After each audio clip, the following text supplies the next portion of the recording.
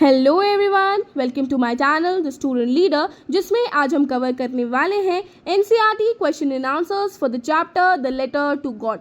बच्चों, इस चैप्टर का डिटेल एक्सप्लेनेशन भी चैनल पे मैंने प्रोवाइड करा है। अगर आप लोगों को वो वीडियो देखनी है तो मैंने डिस्क्रिप्शन में लिंक भी प्रोवाइड करी है, you can go check there. So now let us start with the question and answers. Who does Lencho have complete faith in? Which sentence in the story tells you this? तो अब question पूछा जा रहा है कि जो Lencho है, जो फार्मर है, उसको किसके ऊपर सबसे ज़्यादा भरोसा या फिर हम कह सकते हैं आस्था या फिर फेथ सबसे ज़्यादा किसके ऊपर है, ये हमको लिखना है। और हमें ये बताना है कि हमें ये पता कैसे चल रहा है, मतलब ऐसी कौन सी सेंटेंसेस हैं इन द एंटायर लेसन जो हमें इस बात का अंदेशा इंडिकेट करती हैं कि he has complete faith in somebody. So let us start with the answer. Lencho has complete faith in God. He believes that God sees everything that happens in the world and helps people in times of need. After the hailstorm destroys his entire crop, Lencho does not lose hope because of his strong belief in God. He is confident that God will help him and his family survive the difficult situation. The faith is shown when he writes a letter to God asking for 100 pesos. The story states that Lencho believed that God's eyes see everything even when what is in deep one's conscience. His actions clearly show his unwavering trust in divine help. So basically answer start करते हुए आपको लिखना है कि Lencho को सबसे ज़्यादा faith है गॉड के ऊपर, इसके 1 मार्क्स मिल जाएगा आपको। उसके बाद आपको थोड़ा सा इसको इलैबोरेट करना है, बताना है कि जब लेंचो के फील्ड में क्या हुई थी, हेल स्टॉर्म, यानी कि जब ओले गिरने लग गए थे और उसका क्रॉप जो था, जो उसका कॉर्न फील्ड था, वो पूरी तरीके से क्या हो गया था, डिस्ट्रॉय हो गया था, क्रॉप ख़राब हो गई थी। तो वो बहुत ज़्यादा एक डिफ़िकल्ट सिचुएशन में था। तो उसने क्या किया, उसने अपनी होप को नहीं खोया और एक लेटर लिखा टू गॉड, और गॉड को एक लेटर लिखा उसकी फेथ, मतलब out of his faith, he had immense faith in God. तो वो उसने क्या लिखा, एक लेटर लिखा। उस लेटर में क्या लिखा हुआ था कि उसको नीड है किसकी, 100 पेसोस की फॉर द ईयर, मतलब उस ईयर को सर्वाइव करने के लिए कितने चाहिए, 100 पेसोस। और वो इस बात को जब लिखता है, ये जो लाइन है ये हमें क्या सिंबलाइज करती है, उसकी फेथ, ये हमें उसकी फेथ के बारे में बताती है। और आपको लिख देना है अनवेवरिंग ट्रस्ट के बारे में, ठीक है, कि उसको अनवेवरिंग यानी कि उसका जो ट्रस्ट है उसको कोई हिला नहीं सकता, अनवेवरिंग ट्रस्ट है। तो बच्चों, आप लोगों को अगर अच्छे आंसर्स लिखने हैं ना, तो मैं आपको एक ट्रिक बताती हूँ कि आप लोग है ना कुछ वर्ड सीख लीजिए। जैसा इस चैप्टर में आप अनवेवरिंग सीख लेंगे, अगर आप आंसर जब भी इलाबोरेट करेंगे ना, आप अनवेवरिंग लगा दीजिए बीच में, तो आपका आंसर थोड़ा ज़्यादा कुछ ऐसा अच्छा दिखाई देगा, ठीक है। तो वोकैबुलरी के आपको मार्क्स मिलने लग जाएंगे, आपका आंसर थोड़ा ज़्यादा प्रेजेंटेबल दिखेगा। तो आप ऐसे 10 या 12 वर्ड सीख के रखिए फॉर एवरी पर्टिकुलर चैप्टर, जो आप उसमें कहीं भी ऐड करें और आपकी जो चैप्टर है वो बहुत अच्छा दिखने लग जाए, ठीक है, मतलब आपका जो आंसर राइटिंग है वो बेटर हो जाए। This is the trick.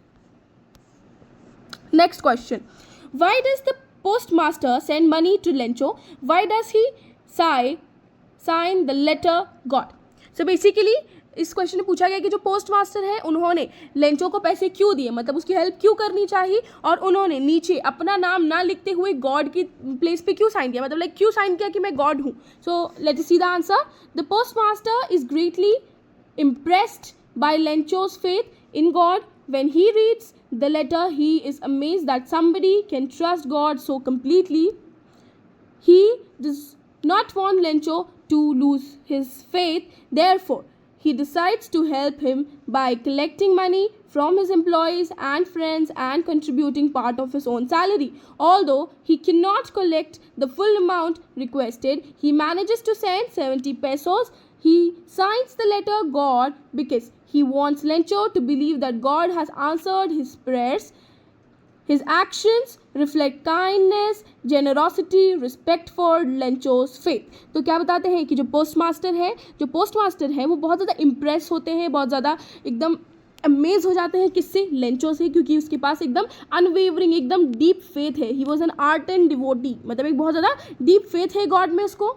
जो बात किसको अच्छी लगती है, पोस्ट मास्टर को। तो वो जो पोस्ट मास्टर थे वो नहीं चाहते थे कि लेंचो अपनी फेथ को लूज़ करे, अपनी आस्था को, मतलब उसकी आस्था को कोई ठेस पहुँचे। इसीलिए वो क्या करते हैं, वो सोचते हैं कि मैं थोड़े पैसे इकट्ठे करता हूँ, वो एक एक्ट ऑफ चैरिटी करते हैं, अपने एम्प्लॉयज़ और फ्रेंड्स से हेल्प मांगते हैं और ख़ुद भी अपनी सैलरी का एक पार्ट क्या करते हैं, कंट्रीब्यूट करते हैं। सबको पैसों को पूल करके वो लोग लेंचो को लेटर वापस दे देते हैं विद दो 70 पेसोस, क्योंकि वो अमाउंट बहुत बड़ा था। तो वो लोग सिर्फ 70 पेसोस ही इकट्ठा कर कर पाते हैं। और लास्ट में वो गॉड इसलिए लिखते हैं क्योंकि वो नहीं चाहते हैं कि लेंचो की फेथ कहीं भी मतलब ख़त्म हो गॉड में, और वो चाहते थे कि लेंचो को लगे कि गॉड ने ही ये पैसे उस तक पहुंचाए हैं और उसकी प्रेयर्स जो है वो आंसर हुई हैं।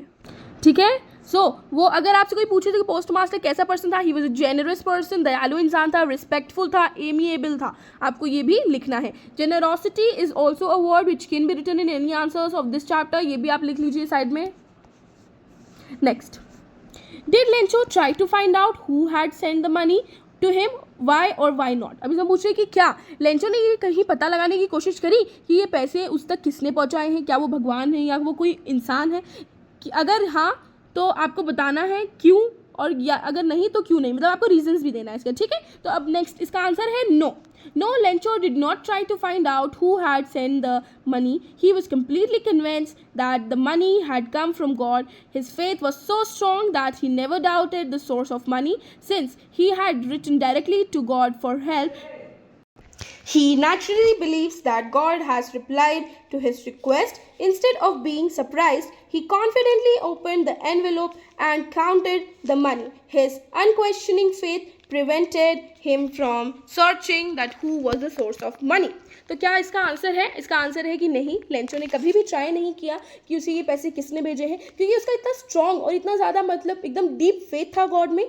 ही बिलीव्ड कि सच में गॉड ने ही ये पैसे भेजे हैं, इसलिए उसने सोर्स ऑफ मनी को सर्च करने की कोशिश नहीं करी। और वो बहुत ज़्यादा ही कॉन्फिडेंट होता है कि पक्का ये जो पैसे हैं वो उस तक किसने पहुँचाए हैं, गॉड ने पहुँचाए हैं। ठीक है, so this is the answer. Who does Lencho think has taken the rest of money? What is the irony in the situation?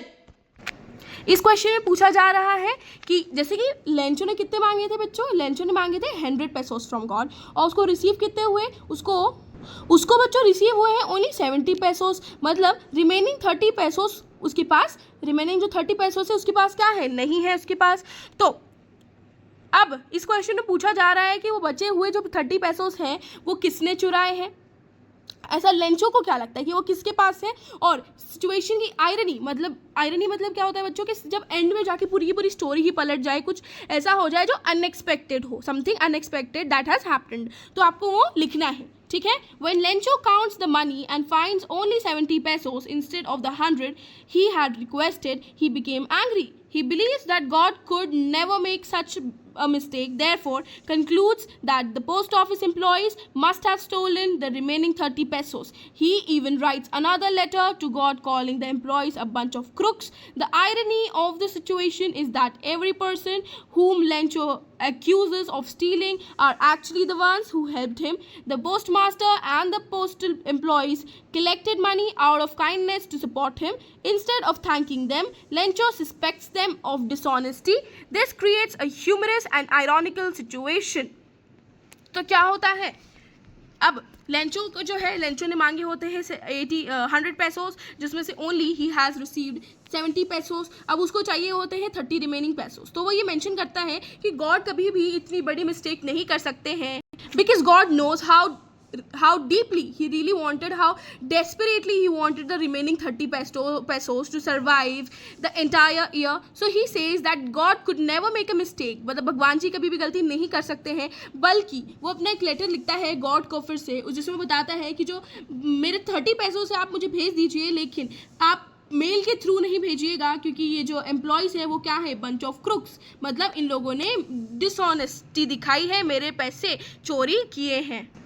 अब सिचुएशन की आयरनी देखते हैं। जो आयरनी क्या है बच्चों सिचुएशन की, यहाँ पर सिचुएशन की आयरनी ये है कि जो लोग जिन्होंने अपनी सैलरी, अपना मतलब एक्ट ऑफ चैरिटी किया, अपना सैलरी कंट्रीब्यूट किया, अपने पैसे इकट्ठे करे फॉर लेंचो, उन्हीं लोगों को लेंचो ने क्या बुलाया, डिसऑनेस्ट और चोर बुलाया। थेफ्ट का इल्ज़ाम उन लोगों पे डाल दिया। यहीं पे एक बहुत ज़्यादा ह्यूमरस मतलब मजाकिया और एक बहुत ज़्यादा आयरॉनिकल टर्न ले लेती है स्टोरी, कि जिन लोगों ने उसकी हेल्प करी उन्हीं लोगों को लेंचो क्या बुला रहे हैं, चोर बुला रहे हैं।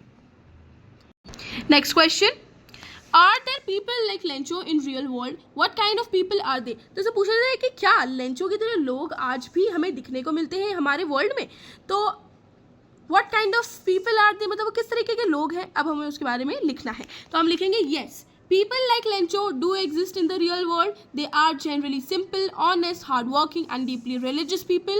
They have strong faith in God and believe that divine help will come in times of difficulty. Such people remain hopeful even during hardship and trust that their prayer will be answered. However, like Lencho, they may sometimes be too trusting or fail to understand the efforts of other people who help them. Their faith gives them strength and courage to face challenges in life. तो हम बोलते हैं अब बच्चों, अगर chapter में पूछा गया है लेंचो के बारे में, तो लेंचो सिर्फ और सिर्फ उसकी फेथ के बारे में आप नहीं लिखेंगे. लेंचो के बारे में और भी चीज़ें मेंशन करी गई थी कि वो बहुत ऑनेस्ट है, बहुत सिंपल पर्सन है, बहुत हार्ड वर्किंग है, क्योंकि ऑक्स कहा गया था उसको, right, ox of a field कहा गया था. तो उसके बारे में आपको सब कुछ लिखना है, ना कि जस्ट कि वो उसके पास फेथ है. ठीक है. नेक्स्ट, इसके आंसर में भी हम इसी तरीके से मेंशन करेंगे कि yes, people like Lencho do exist in real world. They are generally simple. मतलब हाँ, ऐसे लोग हैं, लेंचो जैसे लोग आज भी एग्जिस्ट करते हैं इस वर्ल्ड में. और वो किस तरीके के लोग हैं? वो बहुत ही ज़्यादा सिंपल लोग हैं, बहुत ही ज़्यादा ऑनेस्ट, मतलब बहुत ज़्यादा काम करते हैं, बहुत ज़्यादा दृढ़ निश्चय है उनका, वो बहुत अच्छे से काम करने चाहते हैं और उनकी गॉड में बहुत ज़्यादा फेथ है. लेकिन कभी कभी वो जो लोग हैं वो लेंचो की तरह ही भूल कर देते हैं, और जो लोग उनको हेल्प करते हैं उनके एफर्ट्स को नज़रअंदाज करते हुए सारा जो क्रेडिट है वो किसको दे देते हैं? गॉड को. Next, there are two kinds of conflict in the story between humans and the nature. Between humans and nature and between humans themselves. How are these conflicts illustrated? तो अब इसमें बोला गया कि स्टोरी में ना दो लोगों के बीच में, मतलब ये जो स्टोरी है ये मतलब इसमें दो कॉन्फ्लिक्ट यानी कि दो मनभेद या फिर मतभेद है, दो है. ठीक है. पहला है नेचर और इंसान के बीच में. नेचर और इंसान के बीच में कैसे हुआ कि लेंचो के खेत खराब हो गए तो उसने नेचर को ब्लेम किया. दूसरा जो मतभेद है वो है लोगों से लोगों के बीच में, यानी कि पोस्टल एम्प्लॉयज से. किसका? लेंचो का. तो आपको इस बारे में इलस्ट्रेट करना है, यानी कि डीपली आपको समझाना है. Next, the story presents two important conflicts. The First is the conflict between human and nature. Lencho depends entirely on his crops for survival. Just when he expects a good harvest, a severe hailstorm destroys all the fields.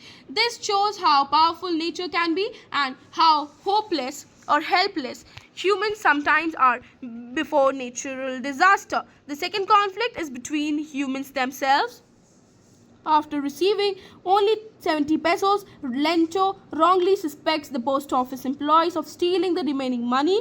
This misunderstanding creates a conflict between Lencho and the people who actually tried to help him. Thus, the story highlights both the struggle against natural forces and the misunderstandings that can arise between people. तो क्या बताते हैं कि पहले half में बताते हैं कि लेंचो जो एक ऐसा फार्मर है जो एंटायरली डिपेंड करता है नेचर के ऊपर या फिर जो हार्वेस्ट के ऊपर for his survival of the year and his family sustenance. वो पूरी की पूरी तरीके से इसी पे रिलाई करता है.